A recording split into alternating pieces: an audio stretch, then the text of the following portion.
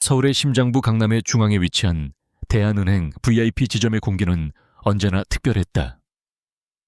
최고급 대리석 바닥은 거울처럼 반짝이며 방문객의 비싼 구두를 비췄고, 은은한 클래식 음악은 높은 천장을 따라 흐르며 부와 권력의 무게를 조용히 연주했다.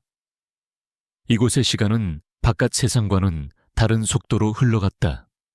모든 것이 세심하게 계산되고 통제되어 단 하나의 오차도 허용하지 않는 완벽한 세계처럼 보였다. 그 완벽한 세계에 미세한 균열을 일으킨 것은 아주 작은 존재였다. 달아서 색이 바랜 운동화 무릎이 조금 튀어나온 청바지, 그리고 평범한 캐릭터 티셔츠를 입은 7살 남짓의 아이. 한지우라는 이름의 그 아이는 이 값비싼 공간과는 전혀 어울리지 않는 이질적인 풍경이었다. 아이는 두리번거리지도 주눅들지도 않은 채 그저 푹신한 가죽 소파 끝에 조용히 앉아 있었다. 지점장 박상진은 VVIP 고객인 중경협 회장과 대화를 나누며 특유의 부드러운 미소를 짓고 있었다. 그의 시선이 문득 소파 끝에 앉은 아이에게 닿았다. 처음에는 직원의 실수로 들어온 길 잃은 아이려니 생각했다. 하지만 몇 분이 지나도 아이를 데리러 오는 사람도 아이를 내보내려는 직원도 없었다. 박상진의 미간에 희미한 주름이 잡혔다. 저 아이 하나가 공들여 쌓아 올린 지점의 품격을 깎아내리고 있었다. 그는 잠시 양해를 구하고 고객에게서 떨어져 나와 곧장 아이에게로 향했다. 그의 구두 소리가 대리석 바닥에 또렷하게 울렸다. 그는 일부러 힘을 주어 걸었다. 자신의 존재감을 이 공간의 주인이 누구인지를 아이에게 각인시키려는 듯이. 아이 앞에 선 그는 몸을 살짝 숙였지만 그 자세에는 조금의 존중도 담겨있지 않았다. 오직 위에서 아래를 내려다보는 권위만이 가득했다. 그 꼬마야, 여긴 네가 있을 곳이 아니란다. 엄마는 어디 계시니 어서 엄마 찾아서 집에 가야지. 그의 목소리는 겉보기엔 다정했지만 그 속에는 차가운 가시가 숨어 있었다.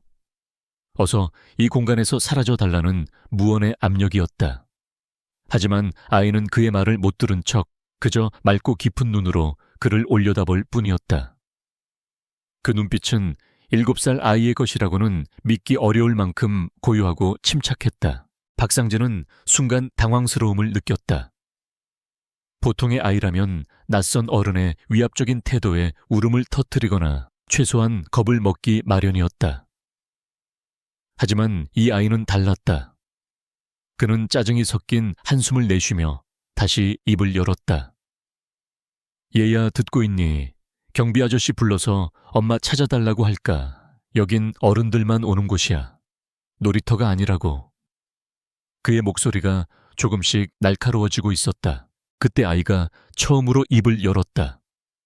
아이의 목소리는 작았지만 이상하게도 주변의 소음을 뚫고 박상진의 귓가에 선명하게 박혔다. 박상진, 지점장님을 만나러 왔습니다. 아이는 또박또박 말했다.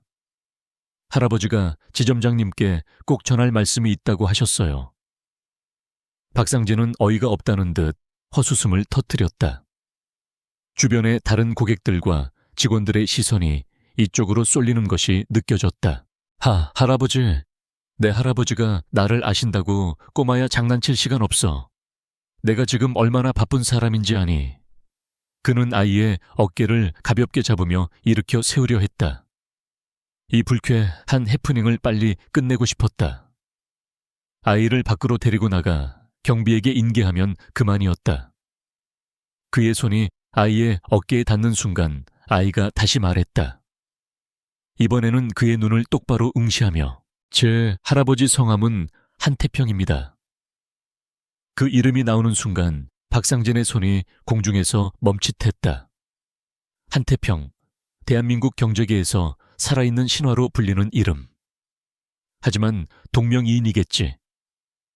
그 전설적인 인물의 손자가 이런 행색으로 혼자 이곳에 올 리가 없었다. 박상진은 스스로를 안심시키며 다시 아이를 다그치려 했다. 그런 이름 함부로 말하는 거 아니야. 어서 가자. 그는 아이의 팔을 잡고 입구 쪽으로 끌기 시작했다. 아이는 순순히 끌려오는 듯 했다. 박상진은 승리감에 젖어 입가에 희미한 미소를 띄었다. 역시 아이는 아이일 뿐이다. 조금 겁을 주니 바로 꼬리를 내리는구나. 그가 그렇게 생각하며 자동문을 향해 몇 걸음 옮겼을 때였다. 아이의 목소리가 그의 등 뒤에서 다시 들려왔다.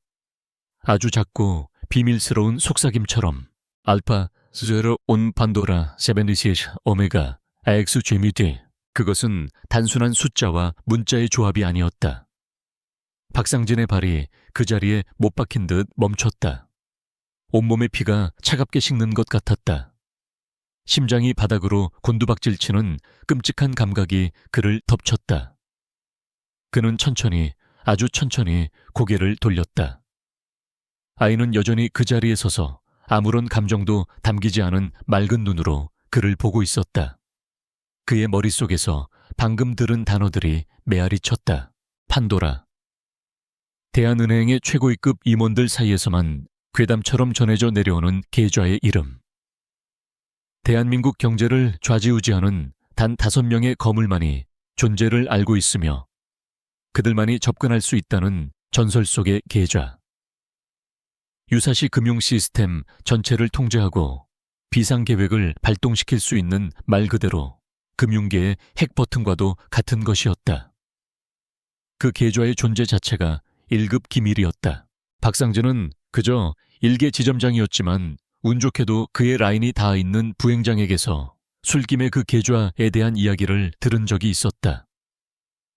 부행장은 판도라라는 이름만 나와도 얼굴이 하얗게 질리며 그 암호는 세상에서 가장 안전한 곳에 보관되어 있으며 그것을 아는 5명은 서로가 누구인지도 모른다고 했다. 그런데 지금 7살짜리 아이의 입에서 그 암호가 흘러나왔다. 네오. 너 방금 뭐라고 했니? 박상진의 목소리가 형편없이 떨리고 있었다. 그는 자신이 어떤 표정을 짓고 있는지도 알 수 없었다. 주변의 시선 따위는 더 이상 중요하지 않았다. 그의 온 신경이 눈앞의 작은 아이에게 집중되었다. 아이는 조금의 망설임도 없이 방금 전과 똑같은 암호를 한 번 더 읊었다. 더욱 또렷하고 명확하게 알파 001 판도라 727 오메가 엑스에그 969. 할아버지가 말씀하셨어요. 이 번호를 말하면 박상진 지점장님이 제 말을 믿어줄 거라고. 아이의 말은 비수처럼 박상진의 심장에 꽂혔다. 그의 머릿속이 하얗게 비어버렸다. 불가능한 일이었다. 이것은 현실이 아니었다. 혹시 아이가 우연히 어디서 들은 것을 흉내내는 것일지도 모른다. 그래, 그럴 것이다. 그 가능성에 매달리고 싶었다. 하지만 아이의 눈빛이 그 마지막 희망마저 짓밟아 버렸다. 그 눈은 모든 것을 알고 있다는 듯 깊고 투명했다. 박상진은 아이를 끌고 있던 손을 황급히 놓았다. 마치 불덩이라도 만진 사람처럼.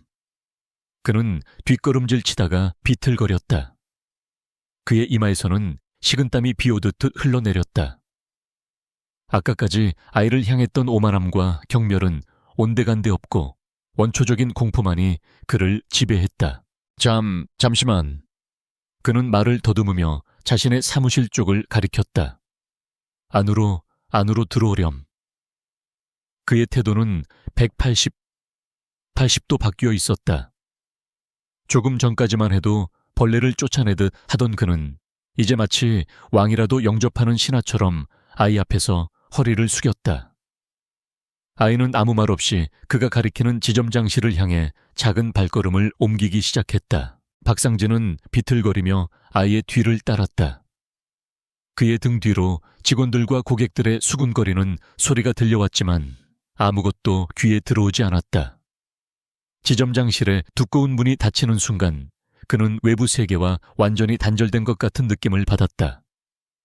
그는 떨리는 손으로 책상 위에 인터폰을 들어 비서에게 연결했다. 아무도 내 말 들려. 지금부터 아무도 이 방에 들여보내지 마. 누구라도. 그는 거의 비명을 지르듯 말했다. 전화를 끄는 그는 숨을 몰아쉬며 아이를 바라보았다. 아이는 그의 집무용 책상 앞에 놓인 방문개경 의자에 앉아 있었다. 아이의 작은 발이 바닥에 닿지 않아 허공에서 흔들리고 있었다. 그 모습은 영락없는 어린아이였지만 박상진의 눈에는 거대한 산처럼 혹은 깊이를 알 수 없는 심연처럼 보였다. 그는 마른 입술을 혀로 축였다. 네오, 정말 한태평 회장님의... 그는 문장을 끝맺지 못했다. 사실을 확인하는 것이 두려웠다. 아이는 고개를 끄덕였다. 네, 할아버지가 지금 지켜보고 계세요. 그 말에 박상진은 쏘스라치게 놀라며 방 안을 둘러보았다. 몰래 카메라라도 설치되어 있는 것인가? 어디서 그는 알 수 없는 공포에 질려 몸을 떨었다. 아이는 그의 불안한 시선을 따라가지 않고 그저 정면을 응시할 뿐이었다. 박상진은 힘겹게 의자에 주저앉았다. 최상급 가죽으로 만들어진 편안한 의자였지만 지금은 마치 가시방석처럼 느껴졌다. 그는 떨리는 손으로 컴퓨터를 켰다. 확인해봐야 했다. 만약 저 암호가 진짜라면, 만약 이 모든 상황이 사실이라면 자신의 운명은 오늘 바로 이 자리에서 끝장날 수도 있었다. 그는 내부 시스템에 접속해 극소수만이 접근 가능한 보안 등급의 확인 시스템을 열었다. 그는 부행장에게 들었던 절차를 떠올렸다. 판도라의 암호는 일반적인 계좌 조회 시스템으로는 확인할 수 없었다. 오직 특수 인증 절차를 통해서만 그 유효성을 확인할 수 있었다. 암호를 입력하는 칸은 단 하나. 틀린 암호를 3번 입력하면 입력한 단말기의 모든 데이터가 영구적으로 삭제되고 즉시 금융감독원과 국정원에 경보가 울리는 지독한 보안 시스템이었다. 그는 심호흡을 하며 아이가 말했던 암호를 한자 한자 타이핑하기 시작했다. 알파, 응경글 1 판도라 70 오메가 X 5999. 그의 손가락이 미세하게 떨렸다. 엔터키 위에서 그의 손가락이 잠시 머물렀다. 이것을 누르는 순간 돌이킬 수 없는 강을 건너게 될 것이다. 그의 삶이 송두리째 바뀔 수도 있는 버튼이었다. 그는 땀으로 축축한 손을 바지에 문질렀다. 그리고 그는 눈을 질끈 감고 엔터키를 눌렀다. 잠시 동안의 정적. 그의 심장 박동 소리만이 방 안을 가득 채웠다. 화면에는 아무런 변화도 없는 것 같았다. 역시 아이의 장난이었나. 그가 안도의 한숨을 내쉬려던 바로 그 순간 모니터 화면 전체가 검게 변하더니 중앙에 단 한 줄의 녹색 문장이 나타났다. 판도라 프로토콜 activated. Stand by for further instructions. 박상진의 얼굴이 새하얗게 질렸다. 잿빛이 되었다. 그는 숨쉬는 법조차 잊어버린 사람처럼 화면에서 눈을 떼지 못했다. 진짜였다. 모든 것이 사실이었다. 전설로만 듣던 판도라 프로토콜이 자신의 눈앞에서 자신의 손으로 활성화되었다. 그는 천천히 고개를 들어 의자에 앉아있는 작은 아이를 바라보았다. 아이는 여전히 평온한 얼굴로 그를 보고 있었다. 하지만 이제 그 모습은 더 이상 어린아이로 보이지 않았다. 그것은 그의 목에 칼을 들이댄 집행관의 모습이었다. 박상진의 세상은 모니터에 떠오른 녹색 문장 하나로 완벽하게 정지했다. 시간의 흐름이 멈추고 소리가 사라졌다. 오직 그의 심장이 귀 바로 옆에서 미친 듯이 울리는 소리만이 들릴 뿐이었다. 판도라 프로토콜 activated. Stand by for further instructions. 그 문장은 단순한 텍스트가 아니었다. 그것은 그의 성공적인 삶에 내려진 사형 선고문이자 그가 속한 견고한 부패의 성벽에 가해진 첫 번째 균열이었다. 그는 본능적으로 마우스를 움직여 화면을 끄려고 했다. 하지만 커서는 꿈쩍도 하지 않았다. 키보드의 ESC 키를 미친 듯이 눌렀지만 화면은 요지부동이었다. 마치 그의 단말기가 더 이상 그의 소유가 아님을 외부의 거대한 의지에 의해 완전히 장악되었음을 선언하는 것 같았다. 그는 차가운 땀이 등을 타고 흐르는 것을 느끼며 의자에 깊숙이 몸을 묻었다. 공포가 목을 조여왔다. 이 상황을 누군가에게 알려야 했다. 혼자서는 감당할 수 없는 일이었다. 그의 머릿속에 가장 먼저 떠오른 사람은 그의 직속 상관이자 자신의 출세를 이끌어준 윤태식 전무였다. 그는 최태섭 의원의 비자금 세탁 네트워크의 핵심 인물 중 한 명이었다. 박상진은 떨리는 손으로 책상 위에 직통 전화를 집어들었다. 신호가 몇 번 울리고 신경질적인 윤 전무의 목소리가 들려왔다. 박 지점장, 무슨 일이야? 내가 지금 회의 중인 거 몰라. 박상진은 마른 침을 삼키며 다급하게 말했다. 전무님, 큰일 났습니다. 정말 큰일입니다. 그의 목소리는 공포로 인해 심하게 갈라져 나왔다. 수화기 너머로 윤 전무의 짜증 섞인 한숨 소리가 들렸다. 큰일 자네가 처리 못할 일이 뭐가 있나? 최 의원님 관련 일이라면 나중에 보고해. 아닙니다, 전무님. 그게 아니라 판도라입니다. 판도라가. 박상진이 판도라라는 단어를 입에 올리는 순간 수화기 너머의 소음이 순간 멎는 것 같았다. 잠시 동안의 침묵 끝에 이전보다 훨씬 낮고 날카로워진 윤 전무의 목소리가 흘러나왔다. 박상진, 자네 지금 술 마셨나 무슨 헛소리를 하는 거야. 그 이름 함부로 입에 담지 말라고 했을 텐데. 사실입니다, 전무님. 지금 제 눈앞에서 프로토콜이 활성화되었습니다.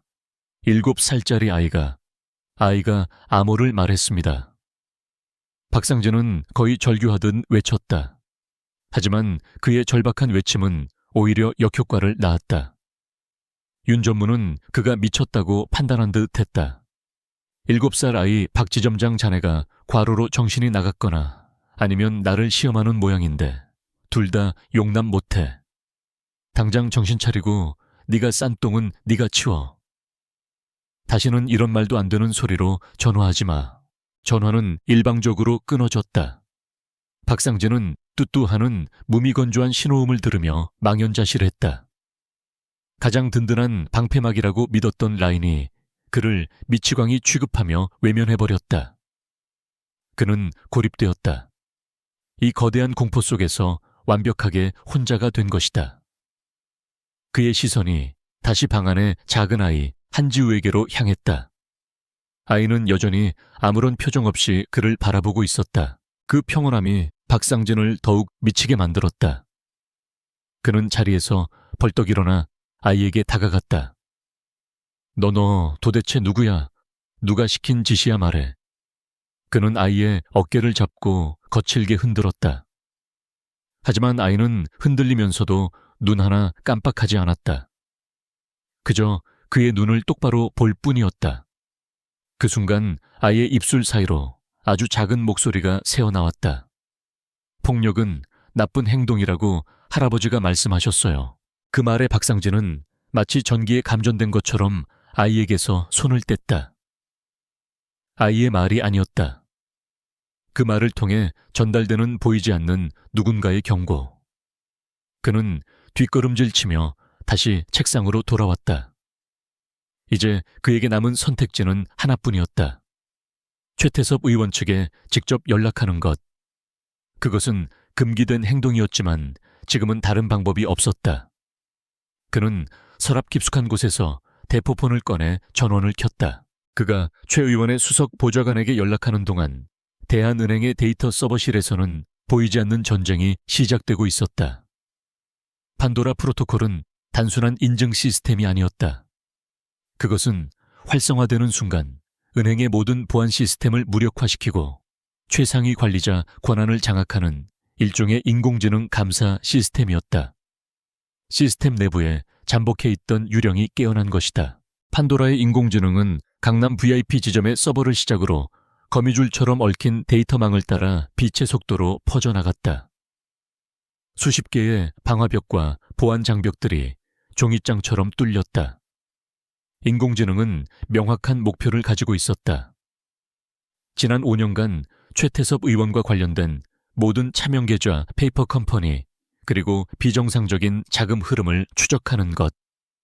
그것은 박상진이 정성껏 숨겨놓은 비밀 장부들을 하나씩 찾아내기 시작했다. 암호화된 파일들이 순식간에 해독되고 삭제된 데이터들이 복원되었다. 수백만 건의 거래 기록 속에서 인공지능은 정확하게 비자금의 흐름을 찾아내어 붉은색으로 플래그를 표시했다. 블루 드래곤 개발, 미래 전략 컨설팅, 글로벌 리더스 인베스트먼트. 박상진과 윤 전무 그리고 최 의원의 사람들이 만들어낸 유령 회사들의 이름이 화면 위로 떠올랐다. 자금은 여러 단계를 거치며 교묘하게 세탁되었지만 인공지능은 그 모든 과정을 역으로 추적하여 하나의 거대한 자금 지도를 그려내고 있었다. 한편 본사 중앙통제실의 한 젊은 보안 담당 요원의 모니터에 경고 메시지가 깜빡였다. Theoretical alert, unauthorized data, outflow detected. 강남 VIP branch manager terminal. 비정상적으로 막대한 양의 데이터가 지점장 개인 단말기를 통해 외부로 전송되고 있는 것이었다. 해킹이라고 판단한 요원은 즉시 해당 단말기의 접속을 강제로 차단하려 했다. 강남 지점장 단말기 접속 차단 시도. 차단이 안 됩니다, 팀장님. 요원의 다급한 목소리에 팀장이 달려왔다. 뭐라고 관리자 권한으로도 안 된다고. 팀장은 직접 키보드를 잡고 최고 등급의 명령어를 입력했다. 하지만 시스템은 그의 명령을 거부했다. Access denied, overridden by Pandora protocol. 판도라라는 단어를 본 팀장의 얼굴이 하얗게 질렸다. 그는 떨리는 목소리로 어딘가에 전화를 걸었다. 부행장님, 긴급 상황입니다. 코드 블랙입니다.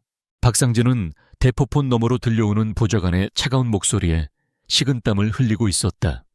그래서 정체불명의 아이가 나타나 판도라 암호를 댔고 지금 시스템이 잠겼다. 이 말씀이십니까? 박 지점장님, 보좌관의 목소리에는 감정이 실려있지 않았지만 그 이면에 날카로운 분노가 느껴졌다. 박상진은 네 그렇습니다. 제가 어떻게 해야 할지 라며 말끝을 흐렸다. 지점장님의 역할은 우리에게 오는 불을 막는 방화벽입니다. 그런데 지금 스스로 불을 지피셨군요. 차가운 질책이 이어졌다. 일단 아이를 거기 묶어두십시오. 누구와도 연락하지 못하게. 그리고 그 아이의 배후가 누구인지 알아내세요. 무슨 수를 써서라도 저희 쪽 사람들을 곧 그쪽으로 보내겠습니다. 만약 이 일이 틀어지면 박 지점장님, 당신의 가족 사진을 다시 한번 잘 봐두시는 게 좋을 겁니다. 협박과 함께 전화는 끊겼다. 박상진은 휴대폰을 떨어뜨릴 뻔했다. 그의 손이 사시나무처럼 떨렸다. 이제 그는 은행 시스템뿐만 아니라 자신의 목숨까지 위협받는 신세가 되었다. 그는 신경질적으로 머리를 감싸 쥐었다. 그때였다. 몇 분 동안 검은 화면에 녹색 글씨만 떠있던 그의 모니터가 다시 한번 바뀌었다. 이번에는 새로운 문장이 나타났다. Identity verification required. Please state your name and employee number. 지시가 내려온 것이다. 박상진은 홀린 듯이 화면을 바라보았다. 그는 이제 이 정체불명의 시스템이 시키는 대로 움직여야 하는 꼭두각시가 되었다. 저항할 수도 도망칠 수도 없었다. 그는 비틀거리며 책상 앞으로 다가가 마이크를 향해 입을 열었다. 그의 목소리는 물에 빠진 사람처럼 처절하게 떨리고 있었다. 박상진, 직원번호 90-1601. 그가 신원 확인을 마치는 순간 화면에 또 다른 메시지가 떠올랐다. 그것은 질문이었다. 하지만 그 내용은 박상진의 심장을 얼어붙게 만들기에 충분했다. Blue Dragon Development. Explain the nature of the transactions totaling 57 billion. Won over the last 18 months. 블루 드래곤 개발. 최태섭 의원의 비자금을 세탁하기 위해 만든 핵심 페이퍼 컴퍼니의 이름이었다. 그 회사의 이름과 정확한 거래 액수까지. 판도라 시스템은 이미 모든 것을 알고 있었다. 이것은 질문이 아니었다. 심판의 시작을 알리는 고지였다. 박상진은 의자 등받이에 쓰러지듯 기댔다. 그의 눈앞이 캄캄해졌다. 방 안의 작은 아이는 그 모든 광경을 표정 없는 얼굴로 조용히 지켜보고 있었다. 모니터에 떠오른 선명한 질문은 박상진의 숨통을 옥죄는 올가미와 같았다. 그는 화면의 글자들을 읽고 또 읽었지만 머릿속은 새하얗게 비어 아무런 생각도 떠오르지 않았다. 블루 드래곤 개발 570억 원, 지난 18개월. 시스템은 모든 것을 알고 있었다. 그가 어떻게 대답할 수 있을까? 사실대로 인정하는 것은 스스로 교수대의 목을 거는 행위였다. 하지만 거짓말을 하기엔 시스템이 이미 진실을 쥐고 있다는 공포가 너무나도 컸다. 그의 손가락은 키보드 위에서 마비된 듯 굳어 있었다. 시간은 흐르지 않는 것처럼 느껴졌다. 지점장실 안에 무거운 침묵을 깬 것은 한지우의 맑은 목소리였다. 아이는 마치 박상진의 마음을 읽기라도 한 것처럼 나지막이 말했다. 할아버지는 거짓말이 세상에서 가장 나쁜 거라고 하셨어요. 거짓말은 더 큰 거짓말을 낳고 결국 모든 것을 무너뜨린다고요. 그 목소리는 부드러웠지만 박상진에게는 천둥 소리보다 더 크게 들렸다. 그는 경악하며 아이를 바라보았다. 아이는 그의 시선을 피하지 않고 또박또박 말을 이었다. 이번에는 아무도 예상하지 못한 완전히 새로운 정보였다. 계좌번호 8811 91023 77465 미래전략 컨설팅. 입금자 김영수. 최종 승인 대리인 박상진 지점장님. 아이가 숫자를 읊는 순간 박상진의 모니터 화면이 번개처럼 바뀌었다. 빌루 드래곤 디벨롭먼트라는 글씨가 사라지고 그 자리에 마일의 스트래터지 컨설팅 이라는 새로운 이름과 함께 방금 아이가 말한 계좌번호의 상세 거래 내역이 펼쳐졌다. 입금자 김영수라는 가명부터 시작해 수십 차례에 걸쳐 분산 입금된 자금의 흐름, 그리고 모든 거래의 최종 승인란에 선명하게 찍힌 박상진의 전자 서명까지. 모든 것이 적나라하게 드러났다. 박상진은 저도 모르게 신음을 흘렸다. 미래 전략 컨설팅. 그것은 블루 드래곤 개발보다 한 단계 더 깊숙이 숨겨놓은 제2의 자금 세탁 창구였다. 외부인은 절대 알 수 없는 정보였다. 그런데 7살짜리 아이가 마치 보고 읽는 것처럼 정확하게 그 정보를 읊어버렸다. 이것은 단순한 협박이나 우연이 아니었다. 누군가 이 모든 것을 손바닥 위에 올려놓고 보고 있었다. 아이는 아주 미세하게 거의 보이지 않을 정도로 자신의 귓불을 살짝 만졌다. 그곳에는 그의 살각과 거의 구분이 되지 않는 초소형 통신 장치가 숨겨져 있었다.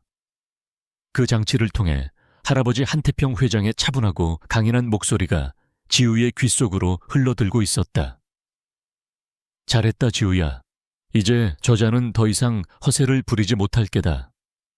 다음 카드를 준비하거라. 지우는 할아버지의 목소리를 들으며 다시 한번 박상진을 똑바로 바라보았다. 같은 시각 서울 중심부에 위치한 대한은행 본사 40층의 회장실은 전쟁터를 방불케 했다.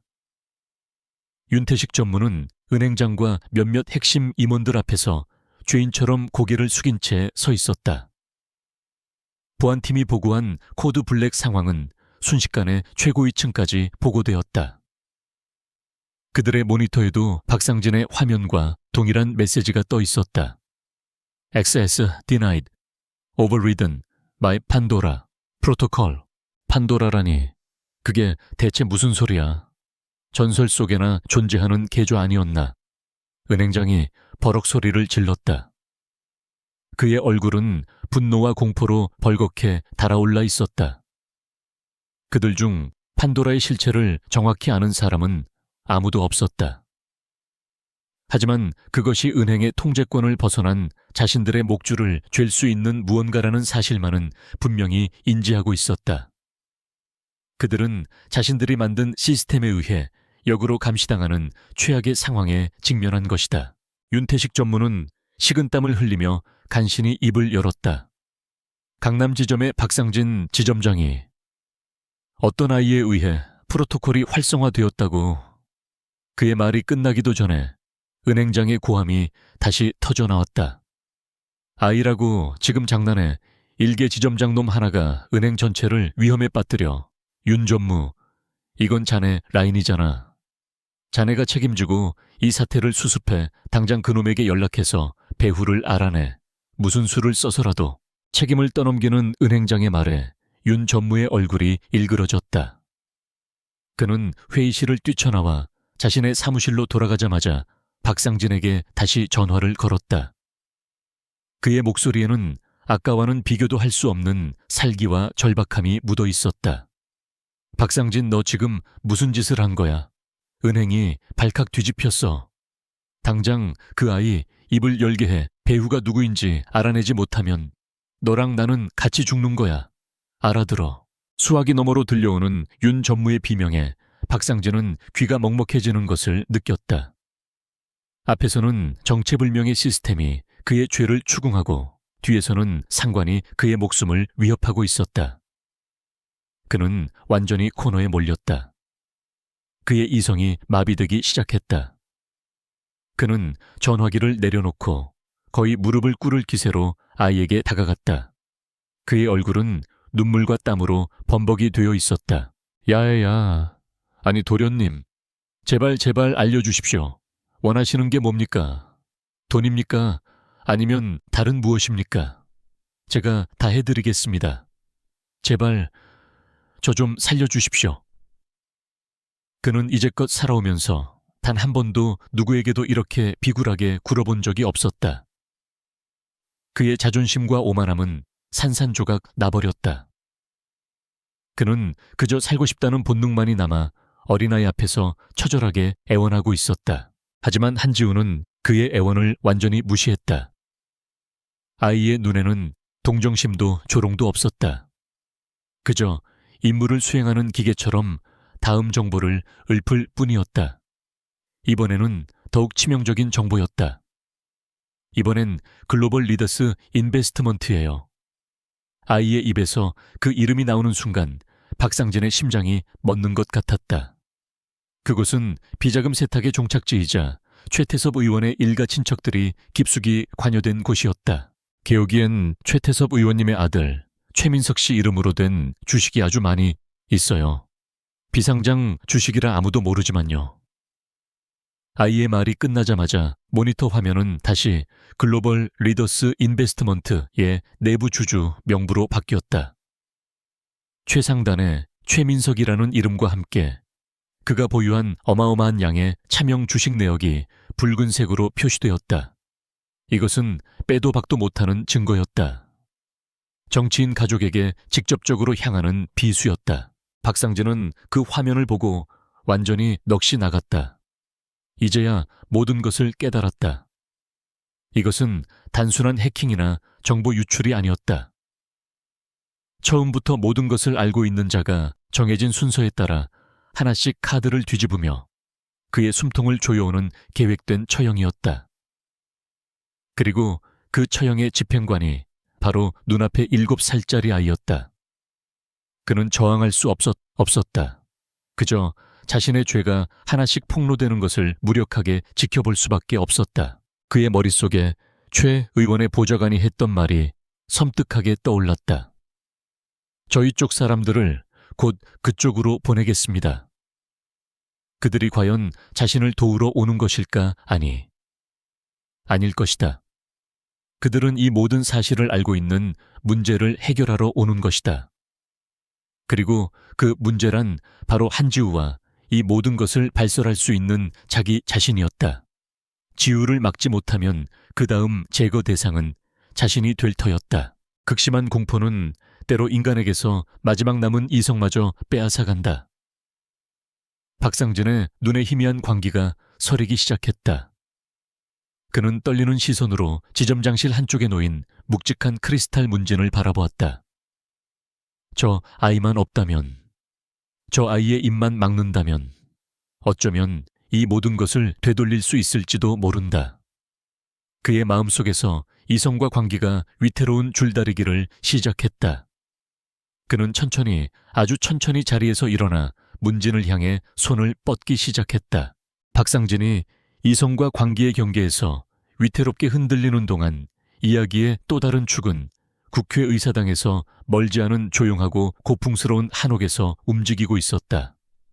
이곳은 최태섭 의원의 공식적인 사무실이 아니었다. 그의 진짜 권력이 만들어주고 거래되는 비밀스러운 심장부였다. 최 의원은 잘 다려진 한복을 입고 소요용 벼루에 천천히 먹을 갈고 있었다. 그의 움직임은 고요하고 절제되어 있었지만 그에게서는 날카롭게 벼려진 칼날 같은 위압감이 흘러나왔다. 그의 곁을 그림자처럼 지키고 있던 오 실장이 낮은 목소리로 보고했다. 의원님, 대한은행 강남지점의 박상진 건입니다. 최태섭은 붓을 들어 화선지에 첫 획을 그으며 나지막이 물었다. 그 좀생이 같은 놈이 또 무슨 사고라도 쳤나. 그의 목소리는 겉보기엔 평온했지만 그 안에는 사소한 실수도 용납하지 않겠다는 냉혹함이 서려 있었다. 오 실장은 마른 침을 삼키며 조금 전 박상진과의 통화 내용을 간결하게 요약했다. 7살짜리 아이가 지점에 나타나 판도라의 암호를 언급했다고 합니다.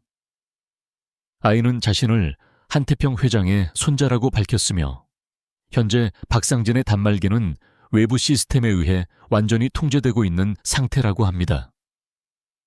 박 지점장은 거의 제정신이 아닌 것 같습니다. 최태섭의 붓이 공중에서 순간 멈췄다. 그의 눈썹이 미세하게 꿈틀거렸다. 판도라, 그리고 한태평. 따로 떼어놓으면 그저 허무맹랑한 소리거나 성가신 이름일 뿐이었다. 하지만 그 두 단어가 7살 아이라는 기이한 매개체를 통해 하나로 합쳐지는 순간 이야기는 전혀 다른 무게를 갖게 되었다. 최태섭은 그 무게를 즉시 감지했다. 한태평이라 그 늙은 여우가 동면에서 깨어날 때가 된 건가. 그는 붓을 내려놓고 창밖의 소나무를 응시했다. 천명그룹의 한태평 회장. 표면적으로는 은퇴하여 경영 일선에서 물러난 인물이었지만 최태섭은 그가 여전히 대한민국 경제계에 보이지 않는 손이라는 사실을 알고 있었다. 그는 자신이 추진하는 각종 사업과 정책의 가장 큰 잠재적 위협이었다. 그는 박상진이 미쳤거나 함정에 빠졌을 가능성을 먼저 고려했다. 하지만 판도라라는 이름이 나온 이상 가볍게 넘길 문제가 아니었다. 판도라는 금융계의 그림자 속에 숨겨진 비수와 같은 것이었다. 그것의 존재를 아는 것만으로도 위험에 빠질 수 있었다. 만약 한태평이 정말로 판도라를 움직여 자신을 겨냥한 것이라면 이것은 단순한 경고가 아니라 전쟁의 시작을 의미했다. 그 아이 지금 어디에 있지? 최태섭의 목소리가 얼음처럼 차가워졌다. 아직 박상진의 지점장실 안에 있습니다. 박상진에게는 뭐라고 했나? 아이를 붙잡아 두고 배후를 알아내라고 지시했습니다. 저희 쪽 사람들을 보내겠다고도 전달했습니다.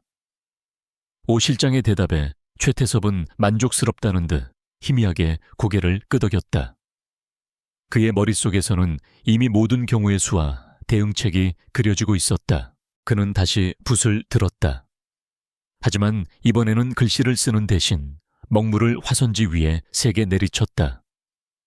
검은 먹물이 사방으로 튀며 순백의 화선지를 더럽혔다. 그것은 그의 심기를 대변하는 듯 했다. 오 실장. 그가 불렀다. 네, 의원님. 우리 청소팀에게 연락해 지금 당장 강남 지점으로 가라고. 그의 목소리에는 한 점의 망설임도 없었다. 청소팀. 최태섭이 자신의 더러운 일을 처리하기 위해 비밀리에 운영하는 해결사 집단이었다. 전직 특수부대원들과 정보요원들로 구성된 그들은 법과 상식을 뛰어넘어 오직 최태섭의 명령에만 움직이는 그의 사냥개들이었다. 팀을 둘로 나눠 한 팀은 은행 외부를 완벽하게 통제하고 다른 한 팀은 안으로 들어가서 아이를 확보해 절대 소란 피우지 말고 최대한 조용하고 신속하게. 그는 잠시 말을 멈추고 오 실장의 눈을 똑바로 바라보았다. 그리고 가장 중요한 것, 그 아이의 입에서 배우가 누구인지 목적이 무엇인지 알아내. 무슨 수를 써서라도. 만약 아이가 순순히 말하지 않는다면. 그는 말을 끝맺지 않았지만 그 눈빛은 모든 것을 말해주고 있었다. 아이의 목숨 따위는 고려 대상이 아니라는 무언의 명령이었다. 알겠습니다, 의원님. 즉시 처리하겠습니다. 오 실장은 허리를 깊이 숙여 인사하고는 조용히 방을 나섰다. 다시 혼자가 된 최태섭은 더럽혀진 화선지를 말없이 바라보았다. 감히 내 밥상에 흙을 뿌려 한태평. 늙었으면 곱게 죽을 것이지. 네가 아끼는 그 손주놈이 어떤 꼴을 당하게 될지 똑똑히 지켜보게 될 게다. 그는 서늘한 미소를 지으며 새로운 화선지를 꺼내 다시 먹을 갈기 시작했다. 마치 아무 일도 없었다는 듯이. 그 시각 박상진은 지점장실 안에서 자신의 운명을 결정할 마지막 선택의 기로에 서 있었다. 그의 손은 크리스탈 문진을 향해 뻗어 있었다. 아이의 머리를 내리치면 이 지긋지긋한 악몽이 끝날지도 모른다는 미친 생각이 그의 머리를 지배하고 있었다. 그의 손가락이 차가운 크리스탈의 표면에 닿으려는 바로 그 순간 책상 위에 인터폰이 날카로운 소리를 내며 울렸다. 박상진은 화들짝 놀라며 손을 거두었다. 마치 도둑질을 하려다 들킨 사람처럼 심장이 철렁 내려앉았다. 그는 떨리는 손으로 수화기를 들었다. 무슨 일이야? 그의 신경질적인 외침에 비서에 겁먹은 목소리가 흘러나왔다. 지점장님, 국회의사당 쪽에서 오셨다는 분들이 지점장님을 꼭 뵈어야겠다고 하십니다. 국회의사당. 그 단어는 박상진에게 사형 집행인의 발소리처럼 들렸다. 올 것이 왔구나. 최 의원의 사람들이었다. 그는 문진을 힐끗 보고 다시 아이를 보았다. 이제 모든 기회는 사라졌다. 그는 체념 섞인 한숨을 내쉬며 말했다. 들여보내. 그의 목소리는 모든 것을 포기한 사람처럼 힘이 없었다. 그는 이제 곧 닥쳐올 폭풍 앞에서 한낱 낙엽 같은 신세가 될 터였다. 은행 로비의 공기가 순식간에 차갑게 얼어붙었다. 검은색 세단 여러 대가 은행 앞에 멈춰서고 잘 재단된 검은 양복을 입은 남자들이 차에서 내렸다. 그들은 일반적인 금융맨이나 부유한 고객들과는 분위기부터가 달랐다.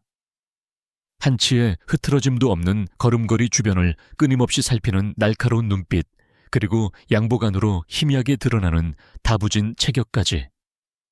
그들의 존재만으로도 로비 안의 모든 사람들은 본능적인 위협을 느꼈다. 그들은 안내 데스크로 가지 않았다. 그들 중 리더로 보이는 한 남자가 주변을 둘러보던 다른 남자에게 눈짓을 하자 그는 곧장 은행의 통신실과 보안실 쪽으로 향했다. 리더는 2명의 부하를 데리고 망설임 없이 지점장실이 있는 복도를 향해 걸어갔다. 은행 직원 중 1명이 용기를 내어 그들을 막아서려 했지만 남자의 차가운 눈빛과 마주치자 저도 모르게 길을 비켜주고 말았다. 박상진은 자신의 사무실 문이 열리는 소리를 들으며 눈을 질끈 감았다. 문 앞에는 오 실장을 필두로 감정이라고는 찾아볼 수 없는 얼굴을 한 2명의 남자가 서 있었다. 그들의 시선은 방안을 빠르게 훑었다. 땀으로 범벅이 되어 공포에 질린 박상진, 그리고 그와는 대조적으로 너무나도 평온한 얼굴로 의자에 앉아있는 작은 아이. 오 실장은 박상진에게는 눈길도 주지 않고 곧장 한지우에게로 다가갔다. 그는 아이의 눈높이에 맞추기 위해 무릎을 굽혔다. 그의 얼굴에는 부드러운 미소가 걸려 있었지만 눈은 전혀 웃고 있지 않았다. 꼬마야, 우리랑 같이 가야 할 곳이 있단다.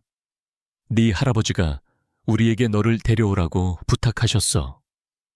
그는 능숙하게 거짓말을 하며 아이의 팔을 잡으려 했다. 이것으로 모든 것이 끝이라고 박상진은 생각했다. 아이는 저들에게 끌려가 끔찍한 일을 당할 것이고 자신 또한 이 일에 책임을 지고 제거될 것이다. 그의 눈앞이 캄캄해졌다. 하지만 그의 예상과는 다른 일이 벌어졌다. 오 실장의 손이 아이의 팔에 닿기, 직전 아이의 곁에 그림자처럼 서 있던 한 남자가 조용히 그의 앞을 가로막았다. 지금까지 존재감조차 느껴지지 않았던 아이의 보호자 역할로 따라온 남자 김민준이었다. 오 실장의 손이 한지우의 가느다란 팔을 향해 뻗어왔다. 그 손은 수많은 사람들을 절망으로 밀어넣었던 차갑고 무자비한 권력의 손길이었다. 박상진은 이제 모든 것이 끝났다고 생각하며 눈을 감았다. 하지만 그의 귓가에 들려온 것은 아이의 비명도 거친 몸싸움 소리도 아니었다. 그저 아주 미세한 바람소리 그리고 나직한 신음소리 뿐이었다. 그가 다시 눈을 떴을 때 믿을 수 없는 광경이 펼쳐지고 있었다. 지금까지 아이의 뒤에 병풍처럼 서서 존재감조차 없던 남자 김민준이 오 실장과 아이 사이에 서 있었다. 그의 움직임은 너무나 조용하고 부드러워서 언제 그 자리에 나타났는지조차 인식하지 못할 정도였다. 그는 평범한 회색 정장에 단정한 머리를 한 어디서나 볼 수 있는 흔한 직장인의 모습이었다. 하지만 그에게서는 바위와 같은 견고함과 고요함이 느껴졌다. 오 실장은 자신의 앞을 가로막은 남자를 보며 짜증 섞인 표정을 지었다. 그는 이런 하찮은 방해에 익숙하지 않았다. 당신은 누구요? 상관없는 일에 끼어들지 말고 비키시오. 그의 목소리에는 상대를 벌레처럼 취급하는 오만함이 가득했다. 김민준은 아무런 대답도 하지 않았다. 그저 묵묵히 서서 오 실장의 시선을 피하지 않고 마주볼 뿐이었다. 그 눈빛은 감정이 없는 유리알 같았지만 그 안에는 더 이상 다가오지 말라는 명확한 경고가 담겨 있었다. 오 실장은 코웃음을 쳤다. 일개 수행비서 같은 자가 감히 자신의 앞을 막아서다니. 그는 턱짓으로 뒤에 서 있던 2명의 부하에게 명령했다. 이 자를 치워. 명령이 떨어지자마자 특수훈련을 받은 2명의 청소팀 요원이 양쪽에서 동시에 김민준을 향해 움직였다. 한 명은 그의 왼팔을, 다른 한 명은 그의 오른팔을 붙잡아 순식간에 제압하려는 의도였다. 그들의 움직임은 군더더기 없이 빠르고 정확했다. 하지만 김민준의 반응은 그들의 예상을 뛰어넘었다. 왼쪽에서 뻗어온 손이 자신의 팔을 잡는 순간 그는 저항하는 대신 오히려 상대의 힘을 이용해 몸을 살짝 비틀었다. 동시에 그의 손가락이 상대의 손목 안쪽 급소를 정확하게 파고들었다. 으윽, 요원은 비명조차 지르지 못하고 팔 전체에 퍼지는 극심한 고통과 마비에 저도 모르게 손을 놓으며 뒤로 물러섰다. 그 모든 것이 1초도 안 되는 사이에 일어났다. 오른쪽에서 덮쳐오던 다른 요원은 동료의 실패를 보고 잠시 당황했지만 이미 움직임은 시작된 후였다. 김민준은 비틀었던 몸을 되돌리는 반동을 이용해 팔꿈치로 그의 명치를 가볍게 하지만 아주 깊숙이 찔렀다. 퍽 하는 둔탁한 소리와 함께 거구의 남자가 숨을 컥 막히며 그대로 무릎을 꿇었다. 그는 호흡 곤란으로 고통스럽게 몸을 떨며 바닥에 쓰러졌다. 지점장실 안에는 잠시 정적이 흘렀다.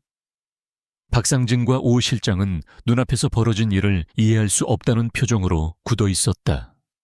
단 몇 초 만에 최정예 요원 2명이 비명 한 번 제대로 지르지 못하고 무력화되었다. 김민준은 처음 서 있던 그 자리에 조금의 흐트러짐도 없이 다시 서 있었다. 그의 양복에는 주름 하나 잡히지 않았고 그의 표정에는 아무런 변화도 없었다. 마치 방금 전의 일은 아무것도 아니라는 듯이 박상진은 그제야 깨달았다. 진짜 위협은 판도라 시스템을 조종하는 저 아이가 아니었다. 처음부터 자신의 눈앞에 있었지만 전혀 인식조차 하지 못했던 저 평범한 모습의 남자였다. 그는 단순한 보호자가 아니었다. 그는 한지우라는 핵폭탄의 안전장치이자 그 자체로 또 다른 무기였다. 오 실장 역시 상황의 심각성을 깨달았다. 그는 상대가 보통 인물이 아님을 직감했다. 어설픈 아마추어가 아니라 자신과 동급이거나 그 이상의 실력을 가진 프로 중의 프로였다. 바로 그때 오 실장의 귀에 꽂힌 이어피스에서 다급한 목소리가 들려왔다. 은행의 통신실을 장악하러 갔던 부하의 보고였다. 실장님, 큰일 났습니다. 은행의 모든 CCTV 영상이 실시간으로 삭제되고 있습니다. 외부와의 통신 회선도 전부 두절되었습니다. 저희가 함정에 빠진 것 같습니다. 보고를 듣는 오 실장의 얼굴이 굳어졌다. 이것은 우발적인 상황이 아니었다. 처음부터 치밀하게 계획된 덫이었다. 이 은행은 이미 적의 요새가 되어 있었다. 오 실장은 쓰러진 부하들을 한번 쳐다보고 다시 김민준을 바라보았다. 이제 무력을 사용하는 것은 자살 행위나 다름없었다. 그는 전략을 바꾸기로 했다. 그는 천천히 두 손을 들어 보이며 자신이 적의가 없음을 표시했다. 그리고는 김민준을 향해 나지막이 물었다. 당신 대체 정체가 뭐지? 한태평 회장이 보낸 사람인가? 우리가 물러나면 되는 건가? 원하는 게 뭐야? 그때까지 한마디도 하지 않던 김민준이 처음으로 입을 열었다. 그의 목소리는 낮고 차분했으며 어떠한 감정도 실려 있지 않았다. 내 임무는 오직 하나, 한지우 도련님을 안전하게 보호하는 것이다.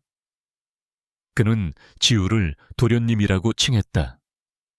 그 단어는 지우의 신분과 김민준의 역할을 명확히 규정했다. 그 외의 질문에는 답할 권한이 없다. 이것은 마지막 경고다. 조용히 물러나는 게 신상에 좋을 거다. 그의 말에는 타협의 여지가 없었다. 오 실장은 이를 악물었다. 진퇴양난이었다. 이대로 물러나면 최 의원의 분노를 감당할 수 없었고 여기서 더 나아가면 전멸할 수도 있었다. 그의 이마에 식은땀이 흘렀다.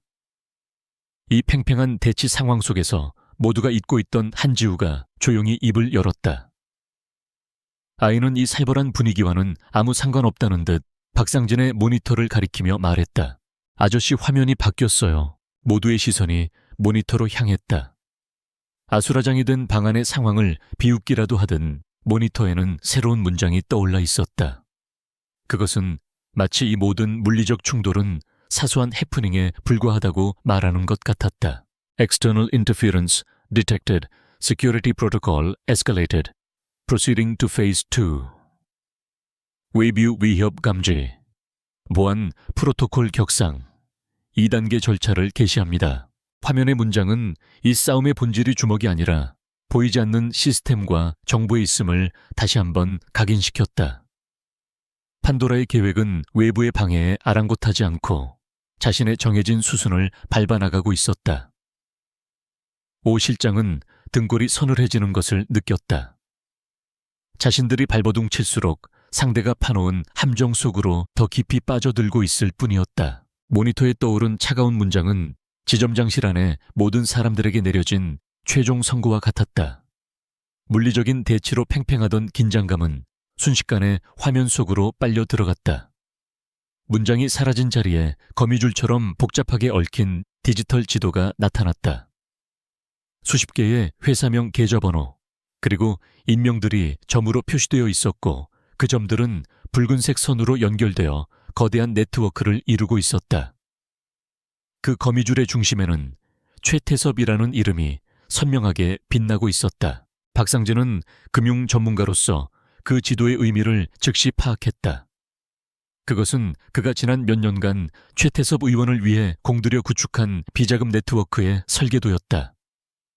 단 하나의 오차도 없이 모든 자금의 흐름과 연결고리가 완벽하게 시각화되어 있었다. 그는 깊은 절망감에 숨조차 쉴 수 없었다. 이것은 단순한 증거가 아니었다. 그의 범죄 인생 전체를 요약해놓은 한 편의 파멸, 서사시였다. 오 실장 또한 그 지도의 파괴력을 본능적으로 깨달았다. 그는 금융 전문가는 아니었지만 저 지도가 세상에 공개되는 순간 최태섭 의원은 물론이고 자신을 포함한 모든 관련자들이 끝장이라는 것을 알 수 있었다. 그의 얼굴에서 핏기가 가셨다. 그들이 쌓아 올린 견고한 성이 모래성처럼 허무하게 무너져 내리는 모습을 실시간으로 목격하고 있는 것이었다. 판도라 시스템은 스스로 움직이지 않았다. 그것은 강력한 무기였지만 방아쇠를 당길 손가락을 기다리고 있었다. 디지털 지도 위에 몇몇 점들이 붉게 깜빡이기 시작했다. 네트워크의 핵심 자금이 모이는 허브 계좌들이었다. 화면 하단에 새로운 메시지가 나타났다. 즉시 자산 동결 및 데이터 공개를 실행할 목표를 선택하십시오. 모두의 시선이 한지우에게로 쏠렸다. 이 모든 사태의 열쇠를 쥔 것은 역설적이게도 방 안에서 가장 작고 연약해 보이는 존재였다. 지우는 할아버지의 목소리에 귀를 기울이며 망설임 없이 자신의 작은 손가락으로 화면의 한 지점을 가리켰다. 저거요. 삼진무역. 아이의 목소리는 너무나도 평온해서 마치 장난감 가게에서 마음에 드는 로봇을 고르는 것 같았다. 지우가 목표를 지목하자 김민준이 박상진의 책상으로 다가가 키보드 위에 손을 올렸다. 그의 움직임은 너무나 자연스러워서 마치 원래부터 이 시스템의 조작자였던 것처럼 보였다. 그는 화면에 나타난 명령어 입력창에 삼진무역이라고 정확히 타이핑하고 엔터키를 눌렀다. 그 순간 거미줄 지도 위에서 극적인 변화가 일어났다. 삼진무역이라고 표시된 점이 붉은 깜빡임을 멈추고 차가운 푸른색으로 변했다. 그리고 그 점과 연결된 모든 붉은 선들이 연쇄적으로 푸르게 물들기 시작했다. 화면 한쪽에 자산 동결 완료 243억 원이라는 문구가 떠올랐다. 동시에 데이터 패킷을 상징하는 작은 아이콘이 생성되어 FSS Run Evidence Server라고 표시된 암호화된 공간으로 빠르게 전송되었다. 모든 과정이 단 3초 만에 이루어졌다. 그 파장은 즉시 현실 세계에 나타났다. 서울 여의도의 한복판 합법적인 무역회사로 위장한 삼진무역의 자금 운용팀 사무실이 아수라장으로 변했다. 수십 명의 트레이더들이 동시에 비명을 질렀다. 그들의 모니터 화면이 일제히 파랗게 변하며 거래 시스템이 완전히 마비되었기 때문이었다. 화면 중앙에는 대한은행 특별감사 프로토콜에 의거 귀사의 모든 계좌가 동결되었습니다. 라는 메시지만이 떠 있었다. 그들의 제국은 마우스 클릭 한 번에 멈춰 섰다. 대한은행 본사의 사이버 보안 종합 상황실. 역시 패닉 상태에 빠졌다. 국내 최고의 전문가들이 모여 있었지만 그들은 속수무책이었다. 그들의 눈에는 판도라라는 이름의 압도적인 존재가 자신들의 시스템을 유린하는 모습이 보였지만 접근할 수도 막을 수도 없었다. 그것은 마치 유리병 너머로 아군이 학살당하는 것을 지켜봐야 하는 지독한 무력감이었다. 한 젊은 분석가가 넋이 나간 목소리로 중얼거렸다. 이건 해킹이 아닙니다. 외부 침입의 흔적이 전혀 없어요. 이건 시스템 그 자체입니다. 마치 우리 몸 안에 잠복해 있던 강력한 면역세포가 암세포를 찾아 공격하는 것과 같습니다. 그의 비유는 정확했다. 판도라는 외부의 바이러스가 아니라 시스템을 보호하기 위해 처음부터 심어져 있던 내부의 백신이었다. 다시 지점장실. 오 실장과 그의 부하들은 넋을 잃고 화면만 바라보고 있었다. 그들의 눈앞에서 자신들의 돈줄이 하나씩 끊어지는 끔찍한 광경이 생중계되고 있었다. 시스템은 다시 한번 목표를 선택하라는 메시지를 띄웠다. 지우는 이번에도 할아버지의 지시에 따라 다른 점을 손가락으로 가리켰다. 영진건설 주가. 김민주는 다시 한번 명령어를 입력했다. 이번에는 자산 동결과는 다른 기능이 실행되었다. 판도라 시스템은 대한은행의 서버뿐만 아니라 증권거래소의 데이터베이스에까지 침투하여 영진건설의 주가를 조작하는 데 사용된 수백 개의 차명 계좌와 자금 흐름을 분석한 보고서를 순식간에 만들어냈다. 그리고 그 보고서는 금융위원회부 불공정거래조사단이라는 서버로 전송되었다. 오 실장은 더 이상 참을 수 없었다. 그는 김민준을 향해 절박하게 외쳤다. 멈춰. 이걸 당장 멈춰. 원하는 게 돈이라면 얼마든지 주겠다. 최태섭 의원님은 너희가 상상하는 것 이상을 줄 수 있는 분이야. 그의 목소리에는 이제 위협이 아닌 애원이 담겨 있었다. 그는 이 디지털 사형 집행을 멈출 수만 있다면 영혼이라도 팔 기세였다. 그의 절박한 외침을 들은 한지우가 고개를 돌려 그를 바라보았다.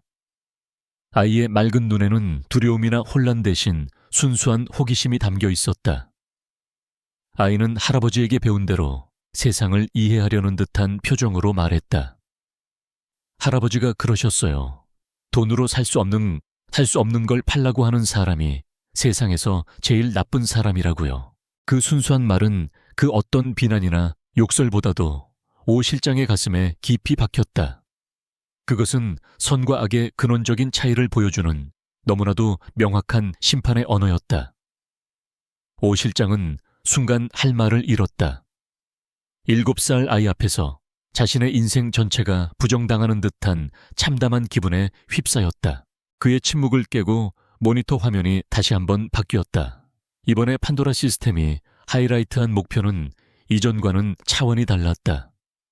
그것은 거미줄의 가장 중심부에 위치한 최태섭 의원의 이름과 직접적으로 연결된 핵심 비자금 계좌였다. 그의 모든 정치자금과 개인 자산의 출처가 되는 그야말로 심장과도 같은 곳이었다. 화면의 마지막 질문이 떠올랐다. 핵심 네트워크 해체를 위한 최종 승인이 필요합니다. 이 작업은 되돌릴 수 없습니다. 실행하시겠습니까?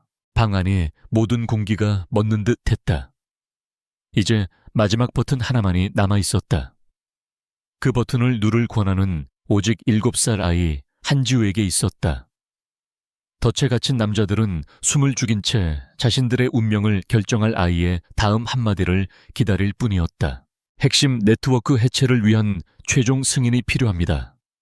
이 작업은 되돌릴 수 없습니다. 실행하시겠습니까? 모니터에 떠오른 마지막 질문은 지점장실 안의 시간을 얼어붙게 만들었다. 그것은 단순한 질문이 아니었다. 한 시대의 종말을 고하는 카운트다운이었다. 오 실장은 마지막 발악으로 키보드나 아이를 향해 몸을 날리려 했다. 하지만 그의 움직임을 예측이라도 한 듯 김민준이 반 발자국 옆으로 움직이며 그의 앞을 막아섰다. 그 미세한 움직임 하나에 오 실장은 보이지 않는 벽에 부딪힌 것처럼 모든 기세를 잃고 말았다. 박상준은 그 모습을 보며 자신의 목숨이 이제 몇 초 남지 않았음을 직감했다. 이대로 디지털 처형을 당할 수는 없었다. 마비되었던 그의 뇌가 생존 본능으로 미친 듯이 회전하기 시작했다. 방법이 있을 것이다. 그의 머릿속에 한 가지 가능성이 떠올랐다. 수동 차단 장치, 화재나 침수 같은 비상사태를 대비해 지점의 모든 전산망을 물리적으로 차단할 수 있는 최후의 수단. 지하 서버실에 있는 바로 그 장치였다. 공개적으로 말할 수는 없었다. 그는 책상 밑으로 손을 내려 개인 휴대폰을 꺼내 들었다. 다행히 이 휴대폰은 은행 내부망이 아닌 별도의 통신사를 사용하고 있었다. 그는 자신의 가장 충실한 부하이자 이번 비자금 세탁의 핵심 공범인 이 부지점장에게 짧은 문자 메시지를 보냈다. 코드 레드, 서버실, 지금 당장. 코드 레드는 모든 것을 포기하고 증거를 인멸하라는 그들만의 암호였다. 사무실 밖 복도에서 초조하게 대기하고 있던 이 부지점장은 주머니 속 휴대폰이 진동하자 황급히 메시지를 확인했다. 코드 레드라는 단어를 본 그의 얼굴이 하얗게 질렸다. 올 것이 왔구나. 그는 옆에 있던 또 다른 공범 김 과장의 팔을 잡아 끌었다. 김 과장, 지금이야, 빨리 움직여. 두 사람은 다른 직원들의 눈을 피해 마치 도둑처럼 지하 서버실을 향해 달려가기 시작했다. 이제 시간과의 싸움이 시작되었다. 이야기는 두 개의 무대에서 동시에 펼쳐졌다. 하나는 모든 것을 끝내려는 자들의 공간, 다른 하나는 모든 것을 막으려는 자들의 공간이었다. 지점장실 안한지우의 귓께는 할아버지의 차분한 목소리가 울리고 있었다. 지우야, 이제 마지막이다. 저들이 더 이상 나쁜 짓을 못하게 막는 거야. 화면을 보고 실행이라고 똑똑히 말하렴. 지우는 작은 숨을 한번 고르고 결심한 듯 입술을 열기 시작했다.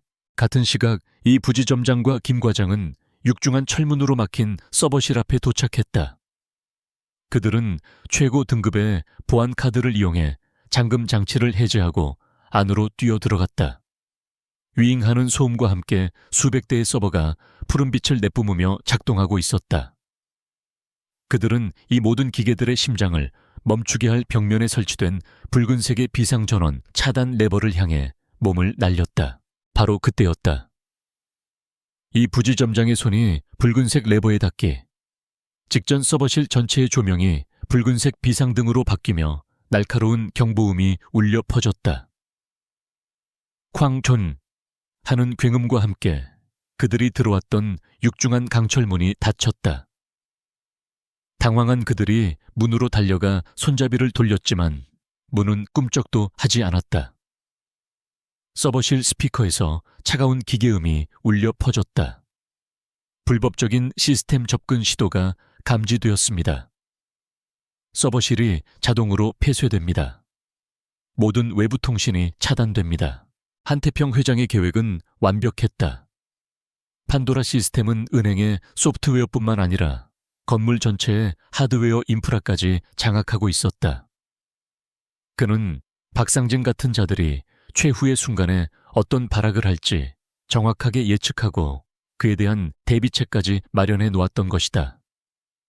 이 부지점장과 김 과장은 자신들의 범죄 현장이었던 서버실에 스스로 제 발로 걸어 들어와 갇힌 신세가 되었다. 그들은 완벽한 쥐덫에 걸린 생쥐였다. 그들의 마지막 저항이 무력화되는 순간 박상진의 모니터 한쪽 구석에 작은 팝업창이 떴다. 수동 차단 시도 실패. 공모자들 서버실에 격리 완료. 그리고 그 옆에는 서버실 내부를 비추는 CCTV 화면이 생중계되기 시작했다. 화면 속에서 절망적으로 문을 두드리는 자신의 부하들을 본 박상진의 얼굴에서 마지막 희망의 빛이 사라졌다.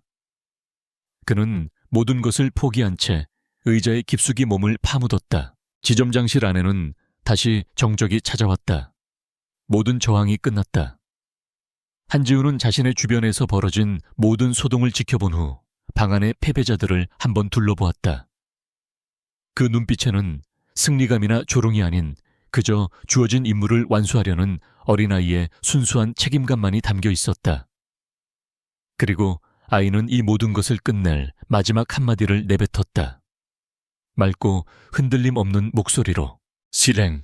김민주는 아이의 명령을 받아 키보드에 execute라는 단어를 타이핑하고 엔터키를 눌렀다. 그 순간 모니터 화면의 거미줄 지도에 중심부 최태섭 의원의 이름이 새겨진 핵심 노드가 유리처럼 산산조각 나는 화려한 그래픽 효과가 펼쳐졌다. 수십 년간 쌓아 올린 부패의 기록이 담긴 데이터 패킷들이 대한민국 모든 주요 언론사와 검찰 금융감독원의 서버를 향해 미사일처럼 날아가는 모습이 보였다. 디지털 처형은 완벽하게 끝났다. 끝났다. 지점장실의 무거운 침묵을 깨고 창밖에서 희미한 사이렌 소리가 들려오기 시작했다. 처음에는 하나였던 소리가 둘이 되고 셋이 되며 점점 더 크고 선명하게 이 건물을 향해 다가오고 있었다. 가상현실에서의 심판이 끝나고 이제 현실 세계의 집행관들이 도착하고 있었다. 창밖에서 울려 퍼지는 사이렌 소리는 패배자들을 위한 장송곡이자 새로운 전쟁의 시작을 알리는 군악대였다. 디지털 세상에서의 전투는 끝났지만 이제는 피와 살이 튀는 현실 세계의 전투가 막 시작되려 하고 있었다. 지점장실 안의 모든 사람들은 다가오는 경찰차의 불빛이 창문을 어지럽게 비추는 것을 보며 각기 다른 생각에 잠겼다. 박상진은 모든 것이 끝났다고 중얼거리며 넋나간 사람처럼 주저앉았다. 그의 세상은 이미 무너졌다. 하지만 오 실장은 달랐다. 그는 박상진처럼 쉽게 부서지는 인물이 아니었다. 그는 권력의 정점에서 온갖 더러운 일을 처리하며 살아남은 자였다. 그의 머릿속에서는 생존을 위한 마지막 계산이 빠르게 이루어지고 있었다. 이대로 순순히 체포되는 것은 죽음이나 마찬가지였다. 최태섭 의원은 꼬리를 자르기 위해 감옥 안으로 사람을 보낼 것이 분명했다. 살아남기 위해서는 이곳을 빠져나가야만 했다. 그의 주머니 안에서 미세한 진동이 울렸다. 판도라 시스템도 차단하지 못하는 군용 위성통신을 이용한 비상 연락장치였다. 화면에는 최태섭 의원의 짧고 무자비한 명령이 떠 있었다.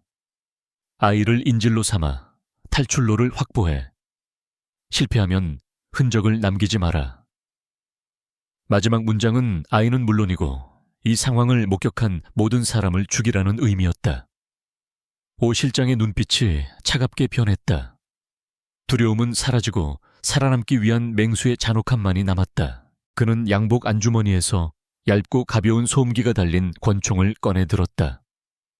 함께 온 부하들도 그의 신호를 보고 각자 품 안에 숨기고 있던 무기를 꺼내 들었다. 절망은 그들을 더욱 위험한 짐승으로 만들었다. 지점장실의 분위기가 순식간에 바뀌었다. 조금 전까지의 무력감은 사라지고 언제 터질지 모르는 폭탄과 같은 극도의 긴장감이 방 안을 가득 채웠다. 은행 밖은 이미 아수라장이었다. 수십 대의 경찰차와 방송국 중계차들이 건물을 포위하고 폴리스 라인을 치고 있었다. 현장에 도착한 경찰서장은 계속해서 보고되는 상반된 정보에 혼란스러워했다. 단순한 해킹 사건이라는 보고와 은행 전체가 내부에서 봉쇄되었다는 보고가 뒤섞여 있었다.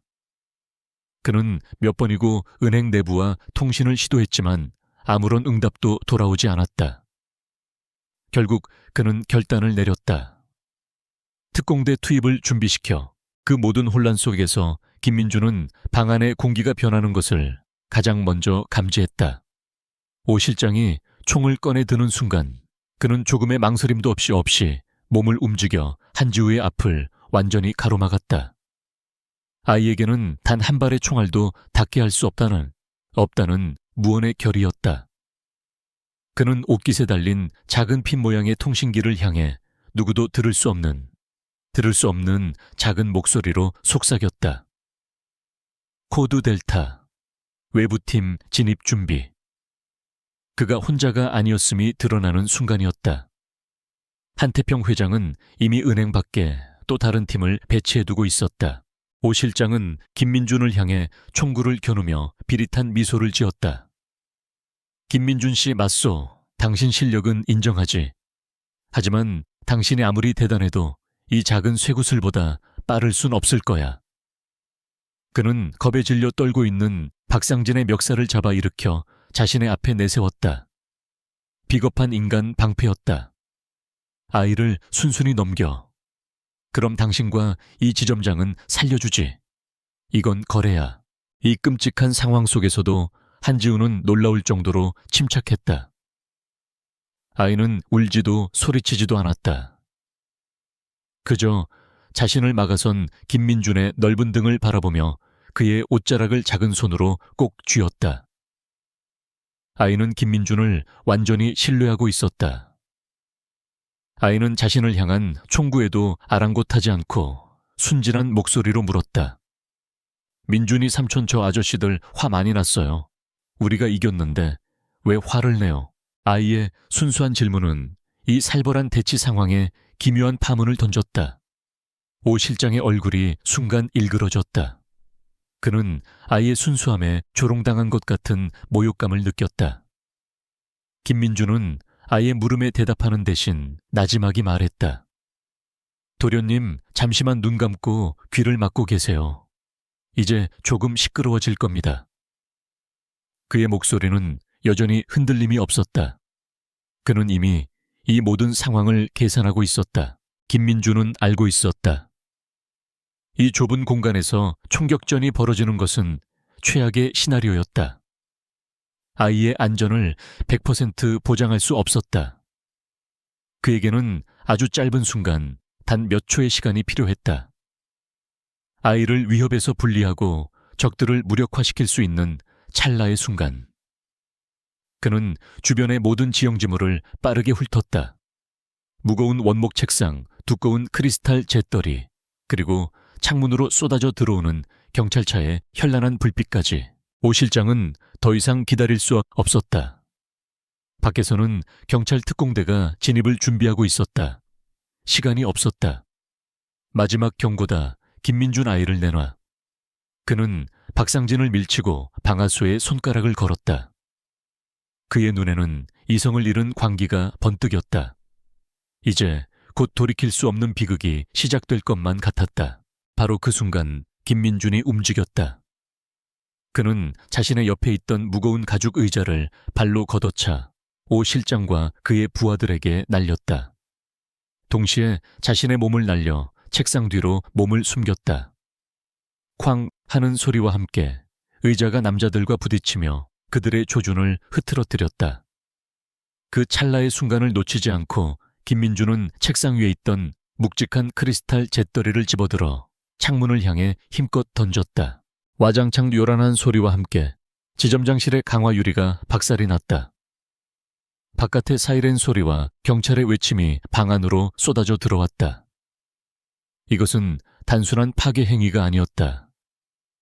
외부팀에게 보내는 진입 신호이자 적들의 시선을 교란시키기 위한 고도의 계산된 행동이었다. 오 실장이 깨진 창문 쪽으로 잠시 시선을 돌린 그 찰나. 김민준은 책상 뒤에서 튀어나와 번개처럼 그의 앞을 향해 달려들었다. 최후의 결전이 시작된 것이다. 와장창 강화 유리가 박살나는 요란한 소리는 최후의 결전이 시작되었음을 알리는 신호탄이었다. 깨진 창문으로 쏟아져 들어온 밤의 찬 공기와 사이렌 소리가 지점장실 안의 광기를 더욱 부채질했다. 오 실장의 시선이 본능적으로 창문 쪽으로 향한 그 찰나의 순간, 김민준은 한 마리의 흑표범처럼 책상 뒤에서 튀어나왔다. 그의 목표는 단 하나 오 실장의 손에 들린 총이었다. 이전의 간결하고 절제된 움직임과는 달랐다. 지금부터는 생존을 위한 처절한 싸움이었다. 김민준은 오 실장의 총을 쥔 손목을 낚아채며 그의 몸 안쪽으로 파고들었다. 탕 전에 소음기가 달린 총구가 천장을 향해 불을 뿜었다.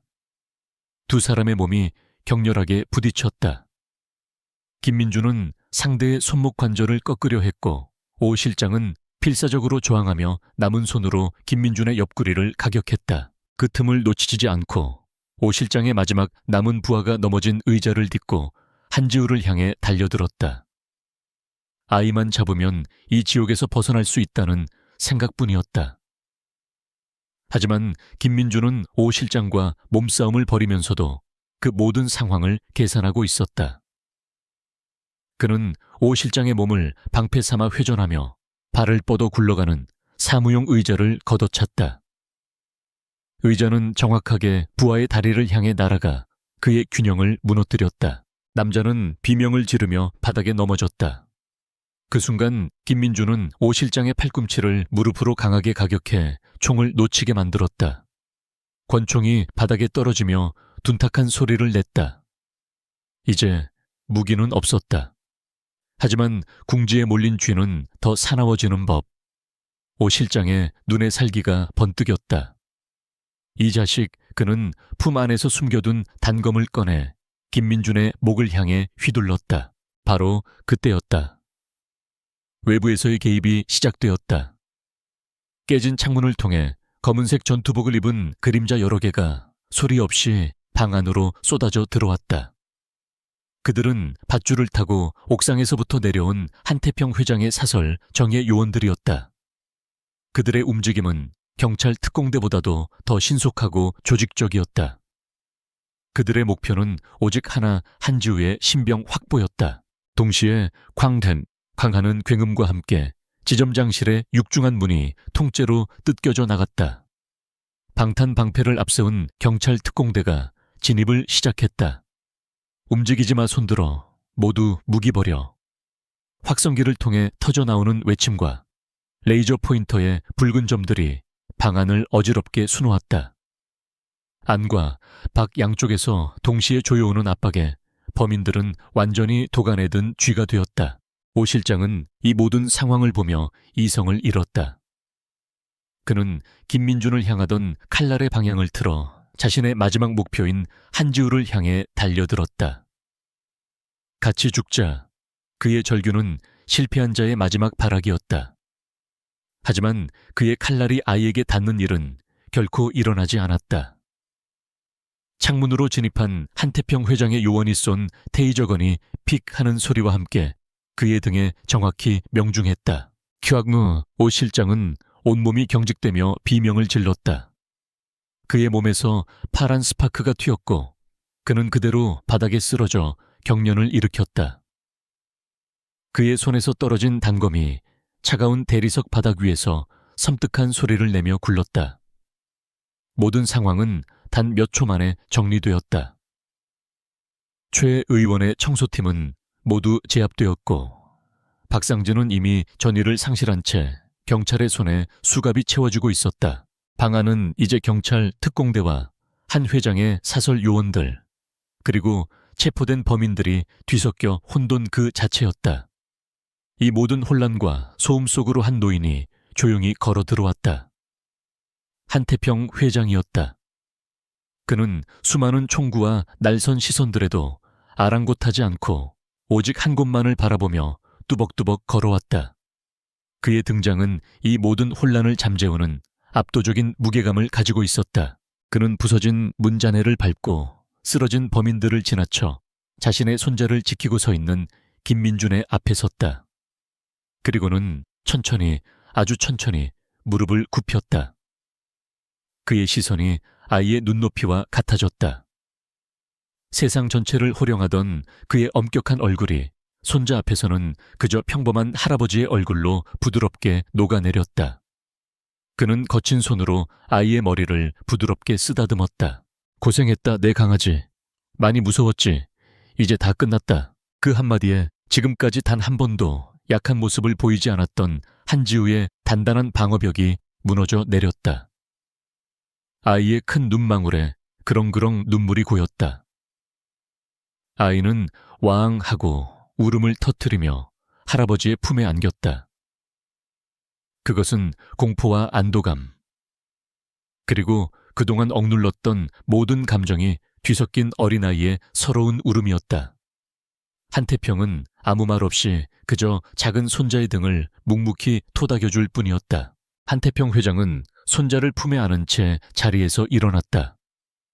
그리고는 방금 전과는 180도 다른 차갑고 위험 있는 시선으로 방 안을 둘러보았다. 그의 시선이 닿는 곳마다 경찰 특공대원들조차 저도 모르게 자세를 바로잡았다. 그는 이 참혹한 현장의 왕이었고 유일한 승리자였다. 창밖에서는 수많은 카메라 플래시가 쉴 새 없이 터지고 있었다. 전투는 끝났다. 이제부터는 그가 이 승리의 이야기를 써내려갈 차례였다. 그날 밤 강남에서 벌어진 사건은 대한민국을 뒤흔든 거대한 태풍의 눈이 되었다. 다음 날 아침 모든 신문과 방송의 헤드라인은 대한은행과 최태섭 의원의 이름으로 도배되었다. 판도라 시스템이 전송한 데이터는 너무나도 구체적이고 방대해서 그 어떤 권력도 막거나 왜곡할 수 없는 명백한 증거의 홍수였다. 언론은 이 사건을 판도라 게이트라고 명명했다. 취조실의 박상진은 완전히 무너져 있었다. 그의 눈앞에 검사가 제시하는 증거들은 그가 지난 몇 년간 저지른 모든 범죄의 기록이었다. 그는 더 이상 변명도 거짓말도 할 수 없었다. 살기 위해 그는 자신이 아는 모든 것을 털어놓기 시작했다. 윤태식 전무와의 관계, 최태섭 의원의 지시 내용, 그리고 자신이 알고 있는 다른 모든 공범들의 이름까지.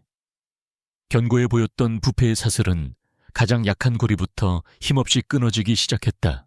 최태섭 의원의 비밀스러운 한옥 아지트는 검찰 압수수색 팀에 의해 점령당했다. 어제까지만 해도 세상을 호령하던 그는 이제 자신의 집무실에서 꼼짝없이 갇힌 신세가 되었다. 그는 미친 듯이 전화를 돌렸지만 어제까지 그의 앞에서 고개를 조아리던 동료 의원들과 재계 인사들은 아무도 그의 전화를 받지 않았다. 그의 배는 이미 침몰하기 시작했고 쥐들은 가장 먼저 배를 버렸다. 그의 불패 신화는 하룻밤 사이에 막을 내렸다.